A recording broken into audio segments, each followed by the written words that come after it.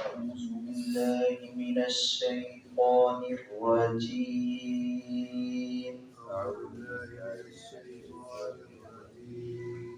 بسم الله الرحمن الرحيم. أولم يتفكروا في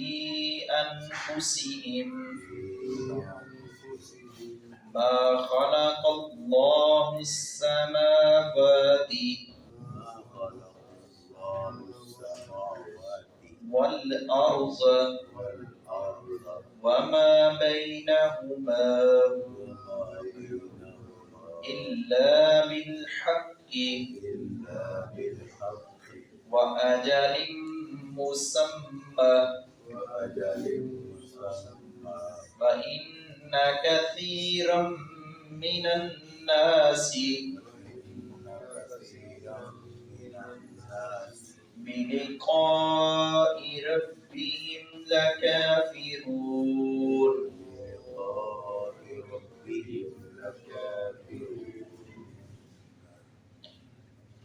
غور و فکر کرنا اللہ رب العزت کی آیات اور اس کی نشانیوں پر جو شخص غور و فکر کرتا ہے وہ ایمان میں رسوخ اور پختگی پاتا ہے، اور غور و فکر کرنے سے اللہ رب العزت کی معرفت حاصل ہوتی ہے، اس کے ساتھ تعلق مضبوط ہوتا ہے، اور دل جو ہے اللہ رب العزت کی محبت سے معمور ہو جاتا ہے۔ اللہ رب العزت نے کلام اللہ کے بارے میں بھی یہی فرمایا کہ قرآن پر غور و فکر کرو۔ ایک بندہ قرآن کی تلاوت کرتا ہے، ثواب اجر وہ بھی پا لیتا ہے، لیکن جو غور و فکر کرتے ہیں اس کے معنی پر، اس کے مفہوم پر، تو جو اس مقام اور جس رتبے پر وہ پہنچ جاتے ہیں، جو لذت، جو ایمانی مٹھاس، چاشنی اور حلاوت اس کو ملتی ہے، شاید وہ یقیناً وہ دوسرا وہاں نہیں پہنچ پاتا۔ تو جیسے اللہ رب العزت نے کلام اللہ میں غور و فکر کرنے کا حکم دیا ہے تاکہ غور و فکر کر کے عقائد کی، نظریات کی درستگی ہو، آنے والی نسلیں جو ہیں ان کی بہتری کے لیے یہ ہے کہ ہم غور و فکر کریں تاکہ ان پر بھی اچھے اثرات مرتب ہوں۔ تو یہاں اللہ رب العزت نے زمین و آسمان اور اس کے درمیان جتنی بھی مخلوقات ہیں ان پر غور و فکر کرنے کا، اور بالخصوص اپنے نفسوں پر جھانک کر دیکھیں اپنے گریبانوں میں کہ میری حیثیت کیا تھی۔ میں ایک نطفے سے، ایک اپنا خون کا اپنا قطرہ بنا، لوتھڑا بنا، عضلہ اعلیٰ کا نطفہ، اللہ رب العزت نے اسٹیپ پر بولے ہیں کہ پھر انسان جو ہے اس لوتھڑے سے پھر ایک پورا وجود ہے، پھر اس کے اندر روح آتی ہے، اور پھر کس طرح وہ 9 ماہ پرورش پاتا ہے ایک بند کمرے کے اندر، کتنی تہیں ہیں، اور وہاں رہ کر پھر دنیا میں آتا ہے، بچپن ہے، جوانی کی طرف بڑھتا ہے، پھر بڑھاپے کی طرف آتا ہے، پھر لوٹ کر جانا ہے۔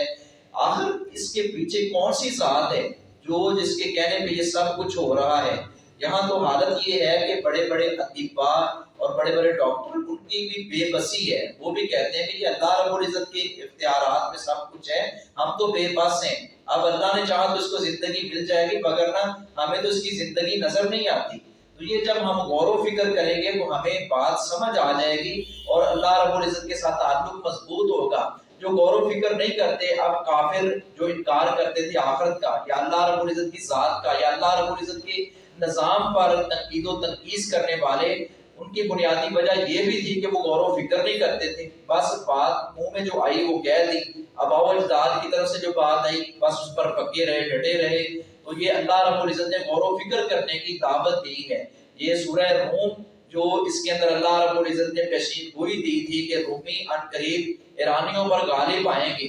لیکن بہت سارے لوگ آگے فرمایا کہ غور و فکر بھی نہیں کرتے اور وہ آخرت کی زندگی کو مطمع نظر نہیں سمجھتے، وہ بظاہر اسباب ان کو دیکھتے ہیں، وہ جو مسبب الاسباب ذات ہے اللہ رب العزت کی اس کی طرف غور و فکر نہیں کرتے۔ اگر یہ اس کی طرف غور و فکر کریں، ان کے معاملات بھی حل ہو جائیں اور یہ صحیح ٹریک پر چل نکلیں۔ اولم یتفکروا، کیا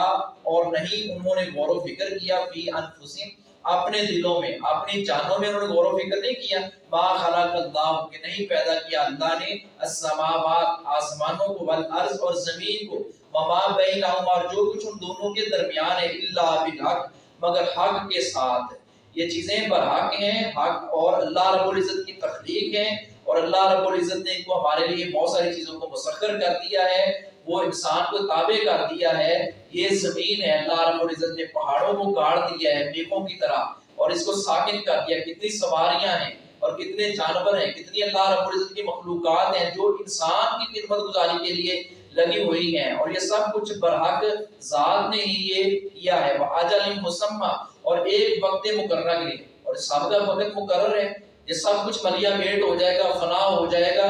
یہ اللہ رب العزت نے مقرر کیا ہے۔ ہر ایک چیز کا ایک دائرہ بھی مقرر کیا ہے، وقت کا تعین بھی کیا ہے کہ اس جگہ پر آ کر اس کی زندگی جو ہے وہ ختم ہو جائے گی۔ وَإِنَّا، اور بلا شبہ کثیرا من الناس، بہت سے لوگ بلقاء ربہم، اپنے رب کی ملاقات سے، لکافرون، البتہ منکر ہیں، وہ انکار کرتے ہیں کہ اللہ رب العزت سے کوئی ملاقات نہیں ہوگی، مر جائیں گے، پٹی ہو جائیں گے۔ انسان کی زندگی کا ایک مقصد ہے، اس مقصد کو جاننا چاہیے۔ افحسبتم انما خلقناکم عبثا وانکم الینا ترجعون، کہ لوگوں تم نے سمجھ لیا ہے کہ ہم ایسے ہی عبث ہی پیدا کیے گئے ہیں۔ انسان کو اللہ رب العزت نے شتر بے بہار نہیں چھوڑا کہ جہاں چاہے جو مرضی چاہے چلتا پھرتا رہے۔ انسان اللہ رب العزت کا غلام ہے، اس کو چاہیے کہ اس کی بندگی صحیح معنوں میں کرے۔ وما علیہ الا البلاغ۔